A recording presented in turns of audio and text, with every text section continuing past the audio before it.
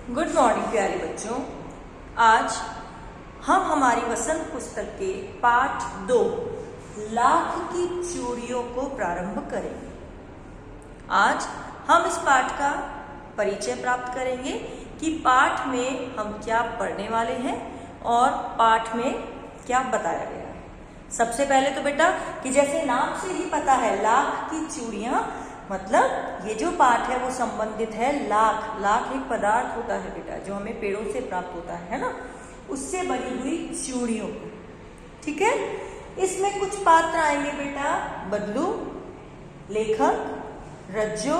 ठीक है, और ये पाठ हमें बताएगा बेटा मशीनीकरण के बढ़ते प्रभाव। ओके, मशीनीकरण मतलब कि जहां पहले लोग बेटा हाथों से काम करते थे, मैन पावर का ज्यादा यूज होता था, वहां आजकल अधिकतर उद्योग धंधों में है ना, मैक्सिमम इंडस्ट्रीज में क्या होता है बेटा, मशीनों का प्रयोग किया जाता है। उन्हीं मशीनों के कारण बेरोजगारी बढ़ती जा रही है और चीजें मशीनों से कम समय में और अच्छी क्वालिटी, अच्छी किस्म की बनाई जाती है, तो लोग हाथों से बनी हुई चीजों को धीरे धीरे कम पसंद करने लगे हैं, क्योंकि हाथों से बनाई हुई चीजें पैसों में भी अधिक कीमत की होती है।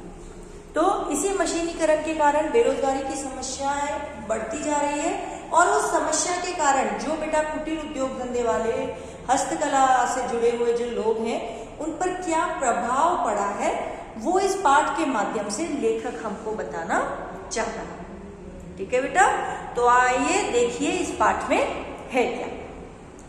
लाख की चूड़ियां पाठ लेखक कामता नाथ द्वारा लिखी गई एक कहानी है बेटा। इस कहानी में मशीनों के बढ़ते प्रयोग के दुष्प्रभाव को दिखाया गया है कि कैसे हाथ कटने से,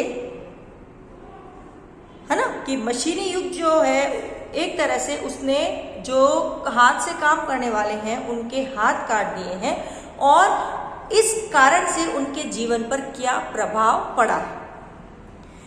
हाथ से काम करने वाले कारीगर आज के जमाने में बेरोजगार होते जा रहे हैं और साथ ही उनके पूर्वजों के जो उद्योग धंधे चलाए गए थे वे धीरे धीरे समाप्त होते जा रहे हैं। जो पारिवारिक धंधे हैं, तो आने वाली पीढ़ियां क्योंकि उनसे आमदनी कम होती है तो धीरे धीरे अपने पारिवारिक व्यवसायों को छोड़ते जा रहे हैं कि अब ऐसा नहीं करेंगे, हम कुछ नया प्रारंभ करेंगे। लेखक को अपने मामा के गांव में बदलू सबसे अच्छा लगता था। वह पेशे से मनिहार था और लाख की चूड़ियां बनाता था। मनिहार बेटा, लाख की चूड़ियां बनाने वाले लोगों को मनिहार कहा जाता है। तो जो बदलू था वो क्या था, मनिहार था और लाख की चूड़ियां बनाता था। गांव के सभी बच्चे उसे बदलू काका कहते थे, इसीलिए लेखक भी उन्हें काका कहकर पुकारता था, जबकि वो उनके मामा के गांव का था। होता है ना कि हमारी मम्मी के मायका या पियर के जो भी व्यक्ति हैं, हम उन्हें मामा कहकर पुकारते हैं, लेकिन बदलू अपने मामा के गांव का होने के बावजूद काका कहकर पुकारा जाता था लेखक के द्वारा। ठीक है,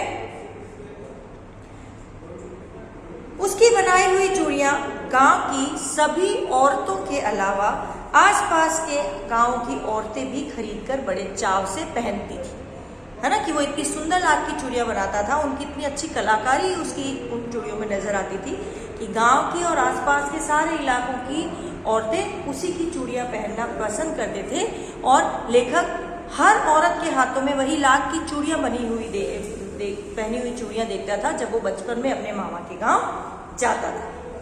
लेकिन मशीनों के बढ़ते प्रयोग के कारण जहां ग्रामीण औरतें अब कांच की चूड़ियां पहनने लगी, वहीं बदलू ने लाख की चूड़ियां बनाने का अपना धंधा भी बंद कर दिया है और वह एक तरह से बेकार हो गया है।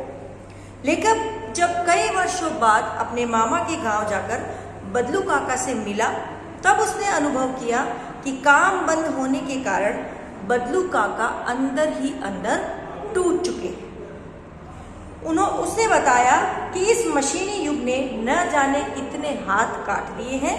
इस प्रकार इस कहानी में हम मशीनी युग के बढ़ते प्रभाव और उसके शिकार हुए व्यक्ति बदलू की पीड़ा को पड़े।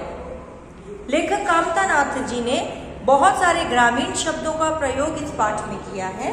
अनेक अपभ्रंश शब्दों से भी हम इस पाठ में परिचित होंगे।